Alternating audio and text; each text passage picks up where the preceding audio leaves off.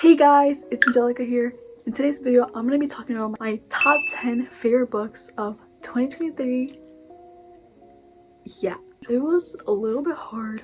I was going to do my top 23 books, but then I realized it was hard to come up with 23, but then it was hard to come up with 10. But we're actually going to do 11 of the 10 physical books are with me. Without further ado, let's get on with my favorites of 2023. Starting number 10, this is gonna be a very unpopular opinion, I feel like, but it is the Unhoneys. I've talked about it in my other book video, but I rated this a 5 out of 5, I'm pretty sure, and I understand why some people don't like it. And I obviously didn't like the end because everything was going so good, and then like out of nowhere, like I was not expecting the end, like towards the end, like what happened. I recommend this book because like the banter, the whole like them thinking that he hated her, she hated him, and like when they actually didn't, like they actually liked each other. And I'm trying to remember like as much as I can because I did read this towards the beginning of the year, but I do know that I really much enjoy this book. And like I remember I put it off for so long because I've seen a lot of people say that they didn't enjoy it, it wasn't good, but in my opinion it ate this up. Ranked in number 9 is It Happened One Summer, my first read of 2023. I love the whole like the small town, like her being an influencer and then moving to the small town, and like I think she and her sister interacted like when they first got there with him, and like the whole spicy. I really wanted to read the second book. I was gonna read it this year, but then I was like, I kept putting it off, like, I don't know. But next year, you will catch me reading the second book. I really liked Piper's character development, how she was like a brat, like a little diva, but then towards the end, she became a sweetheart and, you know, got their happy ever after. At number 8, this is one of my recent reads, Icebreaker. I've been wanting to read this book for the longest, and I finally got my hands on it this year and ate it up. My expectations were definitely met. It was spicy to say the least, but I love the whole like for enemies to lovers trope. I think it was my first one. For enemies to lovers, hockey romance. Is there much to say? Like, I think I gave this like a 4.8 out of 10 because there were many parts that were cringy.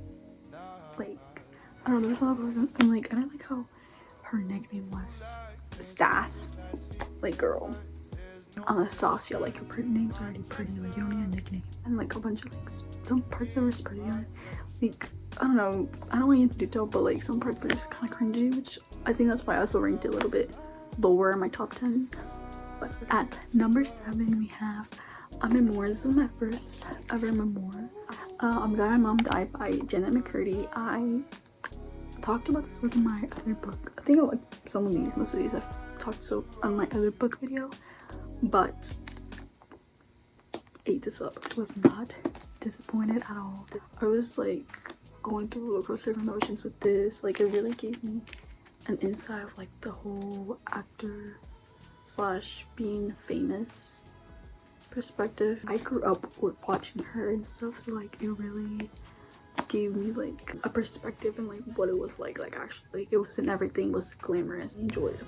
Number 6, but in reality it would be 7 if we count the one that's I don't have physical left. It's called The Wedding Date. I haven't heard much from this book. I feel like it should be talked more about. I actually got this at a thrift store and it's actually signed, guys. Like, that's so cool. Like, I didn't even know this was signed until like I started reading it, and like I had this for so long in my bookshelf, but then one day I decided to read it. It's about this guy, I think he's like an elevator, right? And he needs a date for a wedding, right? And he lied about having a girlfriend, I think. He had a girlfriend or something. He broke up with her, or he just didn't find a girl right to be dating. So then when they meet together, when they meet at the elevator, he tells her about it, and she decides to pretend to be his girlfriend, right? And I love the fake dating trope. Like, oh, that's like one of my top 5 favorite tropes. And they go to the wedding, and then after that, like they like continue, like it was just supposed to be like a one-day thing, but then they continue longer, and then obviously they fall in love, and oh, it was so good. Like, this book was so good. and it needs to be talked about more. Like, so good. At number 6, we have Better Than Movies. I don't think there's much for me to say. This is a very, very popular book.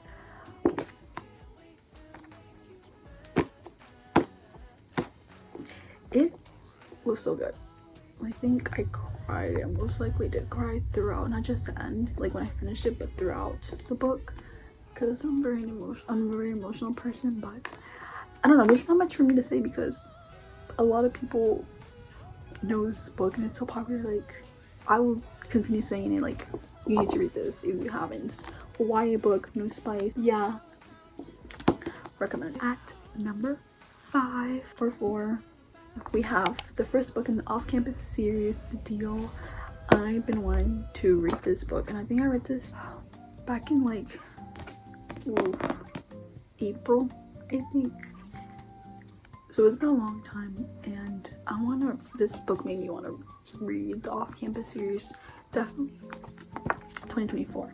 So it's this hockey romance where Hannah, she's book smart, she's very much good at school and stuff, and then this grand hockey player at his college, but in order to keep playing, he has to make sure he passes his test, like this one class, right? So he decides to ask her for help, right? And in return, since he's good at other stuff, if you know what I mean, he decides to help her with that. And they obviously like I guess you could say they teach each other, and then while they're doing that, they fall in love. Get it up. I'm super excited to read the rest of the series because some of the characters were already mentioned and they seem really interesting to learn about their stories. So definitely would be finishing the series next year. At number 3 or 4, we have the Cheat Sheet. Oh, this book was so cheesy, so cute. Just like, I want to reread this. It also came. This is the one with the special edition. It came with like a bonus chapter. So it's about this best friend. They've been best friends for so long, but he has liked her for he's liked her the whole time, right? But he's always been stuck in the friend zone, and I talked about this in my other book video, but I will always say, like, I love this book so much. So it's in my top 3. He's a football player. Yeah, the other football players help him come up with a plan, which is called the Cheat Sheet, to get her to like him back. But in reality, she has felt the same way the whole time too. So it's very interesting to see the troubles, I guess, the whole journey he goes through with his coming up with a plan to get her. Super cute. I love. And there's, oh my god, they're so cute because there's actually the little sheet they made, and it's so cute. I'm gonna bring her here. This would have been, that's why I said like it's my 3 for the physical copies, but then the series actually, like, I'm not even saying one book. Selection series. I know this thing where like the next prince has to find a wife, right? And there's 12 candidates chosen, and it's like randomized, I believe, and they're like separated by, how are they separated? I don't remember what it's called, but it depends on how much wealth you have or like popularity or whatever. And America, she's the other lead, which of course she gets to be the queen at the end in the 3rd book. But the 1st book, it goes through like elimination of different girls, and they have to go through like at the castle, and then they like typical dystopian where it's a competition, and then it's also being filmed, so it's like a little reality TV show, right?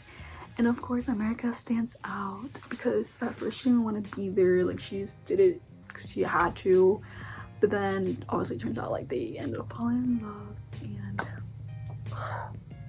I literally cried, y'all. I literally cried when I finished that series. Like, I have an emotional connection with those characters. Like, they hold a special place in my heart. And it's a YA book. There's no spice. I'll definitely be reading the spinoff. With the spinoff, it turns to be their daughters. Super excited for that. At number 2, it's How to Survive Your Murder. I think about this book a lot too. It's a murder mystery slash thriller, I guess you could say. It's about these two sisters. It's Halloween. They go to Corney's. The sister dies, and then she thinks the other sister sees it, right? And she thinks it's this guy, and then she repeats, like, she gets, I think, hit in the head or something. I don't remember. But she was unconscious, and then she repeats the same day. They're trying to figure out who actually killed her. But then there's a plot twist at the end, and I'm super mad at the plot twist.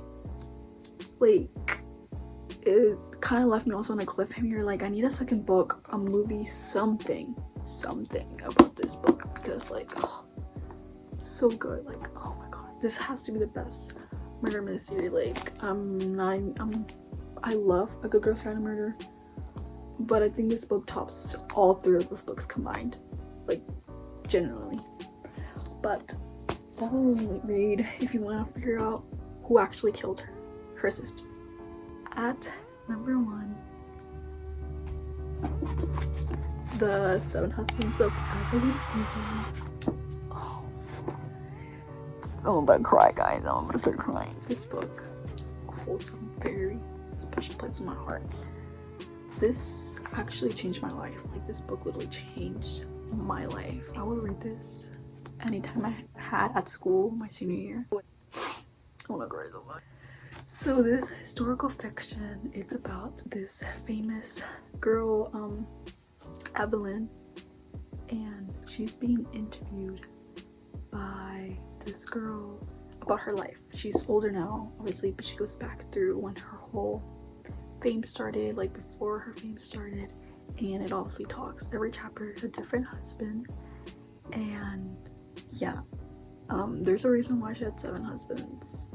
All of them serve a purpose, or it was just girl boss. We just go through her whole life about challenges with being famous, and then we get a little plot twist. Probably like third, I don't know if it's like the middle or 3/4 into the book, we get the plot twist, and then there's another little plot twist towards the end of the book. The reason why I made this was my top book of 2023 was because the way it was written. Like, I read Daisy Jones in the 6th, the Taylor Jenkins Reid book, but I didn't really enjoy that one. I don't know why it was, but I really did not enjoy that one. This one, such beautiful writing, the plot, the character, and it's soon to be a movie. I don't know if 2024, they haven't really said any much, but I know it's becoming a movie. And I went to the thrift store, and I think this was, yeah, in like July or something. I went to the thrift store and I found this green Calvin Klein dress, and I saw it and it immediately reminded me of her, and I was like, I need to cop. And it looks so pretty, and I only wore it once, but it's not where I felt like her. I literally felt like her. Also, she does not kill any of her husbands. I remember, I think I mentioned this back in my other book, because obviously I would bring this book at school to read it, and one of the staff members, she told me that she read this book and she really loved it, and I was like, yeah. And then I remember, like, later on, after I had already read this book, this girl was holding the book, and I was like, that's such a good book. Like, you're holding my whole heart right there. I didn't say that, but like, I wanted to. Like, oh, like, everyone, like, if I were to give any like book, like any book, just any book, probably Love Hypothesis is also there in the top, but oh, this book, so good. Thank you guys so much for watching. I really hope you guys enjoyed. These were my top 10 plus 1 favorite books of 2023. This video will obviously be posted already in 2024, but right now I still need 2 more books to reach my 50 book goal for 2023. Right now, after this, I'm gonna get in the grind, finish those 2 books, but I can't wait for what books I'm gonna be reading in 2024. I have so many in mind, and until next time, take care, guys. Bye.